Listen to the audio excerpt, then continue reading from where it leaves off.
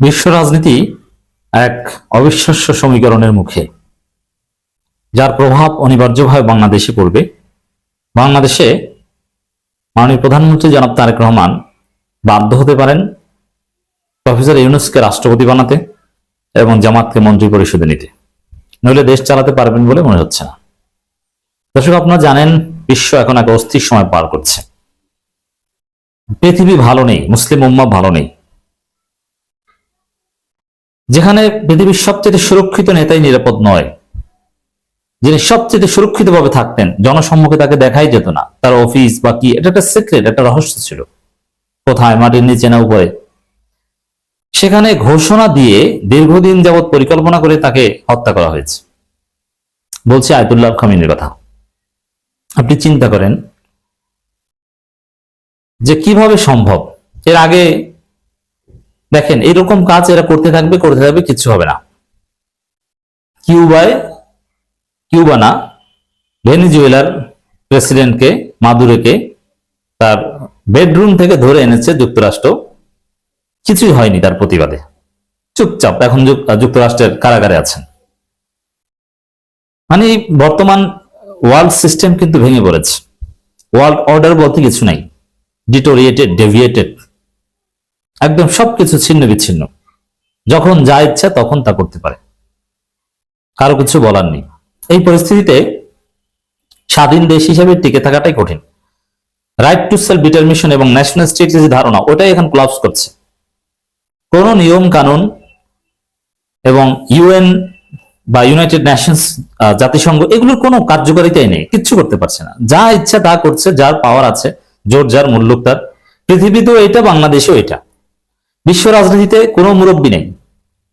যুক্তরাষ্ট্র যা মন চায় তখন সেটা করছে, কেউ ঠেকানোর কিছু নেই, ফেরানোর কিছু নেই। কিসের জাতিসংঘ, কিসের বালসাল, কিচ্ছু না। বাংলাদেশে বিএনপি ক্ষমতা এসে সন্ত্রাসীরা যা ইচ্ছে তা করছে। থানা, পুলিশ, বিএনপির সিনিয়র নেতা কারো তোয়াক্কা করছে না। চুয়াডাঙ্গায় বিএনপি সন্ত্রাসীরা জামাত কর্মীকে হত্যা করছে, অথচ তারেক রহমান কত সুন্দর এক্সাম্পল সেট করছেন। ওই বিশ্ব রাজনীতির মতো কোনো মুরব্বী টুরব্বী কিছু নেই, যখন যার ইচ্ছা তা করছে, একটা বিশৃঙ্খল অবস্থা। এই পরিস্থিতির একটা প্রভাব বাংলাদেশের উপর ব্যাডলি পড়বে। বিশেষ করে এই যুদ্ধ, মধ্যপ্রাচ্যের এই অস্থিরতা, এটা স্কেলেট করবে এবং লং লাস্ট করবে। বিশেষ করে জ্বালানির উপর ভয়ানক প্রভাব পড়বে। অলরেডি বিমান চলাচল একদম অচল হয়ে গেছে। প্রত্যেক দিন বাংলাদেশেরই কোটি কোটি টাকা খরচ, লস হওয়া শুরু হয়েছে। যেমন ফ্লাইট বিপর্যয়, ফ্লাইট স্থগিত, মানুষের কত গুরুত্বপূর্ণ কাজ করতে পারছে না। এতে দেখা যায় যে বিরাট অ্যামাউন্টের ক্ষতি, বড় ধরনের ক্ষতির সম্মুখীন হচ্ছে। তো এই পরিস্থিতিতে দেশ চালানো কঠিন হয়ে যাবে। বাংলাদেশের মতো এই ফ্রাজাইল স্টেট, যাদের উপর বিশ্ব রাজনীতির কুনজর আছে, এবং খলিলুর রহমানের মতো একজন আমেরিকার এজেন্টকে যেখানে পররাষ্ট্রমন্ত্রী বানানো হয়েছে, সেখানে আর আমেরিকা বিএনপি ক্ষমতা এনে দিয়েছে নিশ্চিত কিছুর বিনিময়ে।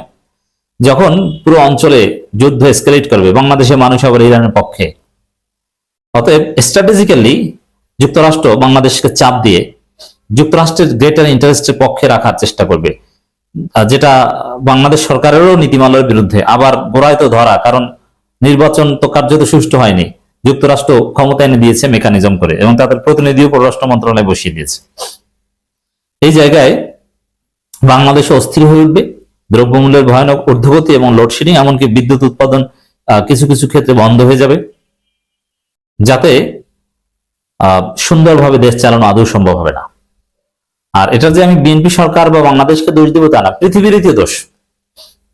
এবং পৃথিবীতে যে ব্যালেন্স অফ পাওয়ার দরকার, এটা নাই। আমার এই আলোচনায় বিশ্ব রাজনীতির কিছু গতি প্রকৃতিও বুঝবেন, যদিও আলোচনা করছি বেসিক্যালি বাংলাদেশ। দেখেন, যদি শক্তির সমতা থাকে তাহলে যুদ্ধ বাঁধে না, শেয়ানে শেয়ানে লড়াইটা ভয়ানক হয় না। ইরানের পাশে ইরানের গুরুত্বপূর্ণ মিত্র চীন, এবং চীনকে ইরান বিভিন্ন জায়গায় নিঃশর্ত সমর্থন দিয়ে আসছে। কিন্তু ইরানের এই কঠিন মুহূর্তে চীন চুপচাপ। চীন একটা ধনী রাষ্ট্র, তাদের পয়সা আছে, পয়সা দেয়, পয়সা ছাড়া কিছু বোঝে না। যুক্তরাষ্ট্রের বিরুদ্ধে কিছুই করতে পারছে না। অনেকে ইন্টারন্যাশনাল রিলেশনস আমরা আলোচনা করতাম যে চীন সুপার পাওয়ার হতে পারবে কিনা, বালের সুপার পাওয়ার হবে। এরা এরা কিচ্ছু বোঝে না, এরা একটা মাথা মোটা টাইপের কান্ট্রি, শুধু বুঝে টাকা পয়সা আর কিছু আবিষ্কার আর কিছু চুরি। চীন কিন্তু একটা চোরা জাতি, এটা এটা আপনাকে বুঝতে হবে। এরা প্রযুক্তি চুরি করে, কপিরাইটের হাজারো মামলা আছে তাদের বিরুদ্ধে, ভালো দিকও আছে। এই চীন দেখেন, এই যে চীন যেটা চেয়েছে বাংলাদেশে এটাও হয়নি। চীন জামাতকে পছন্দ করেছিল, কিন্তু যুক্তরাষ্ট্র এসে সব খেলে দিয়েছে। ভারতের সাথে চীন কৌশলে অন্য দেশের সাথে যে মেকানিজম, এটা পারে না। বাংলাদেশের যুগ যুগ ধরে ভারতের প্রভাব চীন কিছুই পারে না, অথচ এত টাকা, বিনা টাকায় ভারত বাংলাদেশে তাদের প্রভাব বিস্তার করে। এই যে চীন যে কি ধনছে বুঝতে পারে, আসল সময় কিছু পারে না, তাও কথা বলে। নির্বাচনের মেকানিজম, অমুক তমুক, দালাল রক্ষা করা কিছুই পারে না। এই যে ইরানের এই বিপদে, ইরানের সবচেয়ে ঘনিষ্ঠ মিত্র চীন, চীন কিছুই বলতেই পারছে না, অথচ এখানে ফুল শক্তি দিয়ে ইরানের পাশে দাঁড়ানো উচিত ছিল। অথচ ইসরায়েল দেখেন, ইসরায়েলের জন্য যুক্তরাষ্ট্র যান প্রাণ দিয়ে যুদ্ধ করছে। এই যে পরিস্থিতি, এটা একটা অসম পৃথিবী, একটা অস্থির পৃথিবীর একটা আলামত। আবার ইরান, ইসরায়েল যুক্তরাষ্ট্রকে তেমন কিছু করতেও পারবে না। আবার একদম যে ধ্বংস হয়ে চুপচাপ 2 দিনের যুদ্ধ শেষ, সমস্যা সমাধান থেকে মুক্ত, তাও না। পুরো অঞ্চলে দীর্ঘমেয়াদী অস্থিরতা থাকবে, তারা টিকে থাকবে।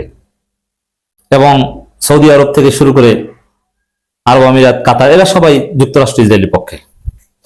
এবং এই যে খমেনিকে হত্যা, এটা সৌদি আরবেই ইনসিস্ট করেছে যুক্তরাষ্ট্রকে যে তাড়াতাড়ি এটা করেন। আর বাংলাদেশের কিছু মোনাফেক আছে, আহলে হাদিস, এরা এই ইসরায়েলিদের পক্ষে। মনে রাখবেন যে বর্তমান এই সময়, আজকে 1 মার্চ কথা বলছি, আহলে হাদিসের চাইতে নিকৃষ্ট কোন শয়তান বাংলাদেশে আর নাই। ওরা চূড়ান্ত প্রকৃতি শয়তান, ওদেরকে ঘৃণা করি, ওদের আকীদায় থুতু মারি, ওদের আকীদাকে আমি জুতো পেটা করি। এই আকীদাবাজি, এটা হচ্ছে ইহুদিদের সবচেয়ে বড় অস্ত্র। মুসলিম ঐক্য বিনষ্ট করে ইহুদিদের দালালি কায়েম করে। এই জন্য যারা প্রফেশনাল আহলে হাদিস, এগুলো সব ইহুদিদের দালাল, ইহুদি থেকে টাকা পায়। আমি নিজেই একসময় আহলে হাদিসের খপ্পরে পড়েছিলাম, এই জন্য আমি জানি যে ওরা সবাই ইহুদিদের দালাল। ওদেরকে ঘৃণা করতে শিখুন, যদি আপনি মানুষ হয়ে থাকেন, আপনার মধ্যে মানবতা বোধ থেকে থাকে। এটা একটা কঠিন বিষ, বিষাক্ত সবল, আহলে হাদিস সবল। যাই হোক দর্শক, এটা আমাদের আলোচ্য বিষয় না। বিষয় হচ্ছে যে আমাদের জ্বালানির উপর একটা ভয়াবহ প্রভাব পড়বে।